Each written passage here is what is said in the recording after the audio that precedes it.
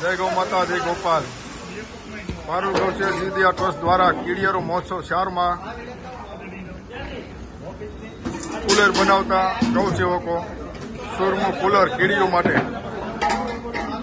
100 ton જેટલો cooler બનાવવાની છે અને સરસ ગૌસેવકો સેવા આપી રહ્યા છે.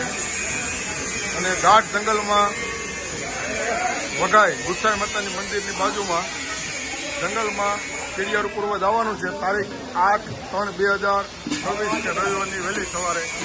આવો મિત્રો જોડાઓ. જય ગૌ માતા, જય ગૌ સેવક. કાપવા દીપાભાઈ, કાપવા.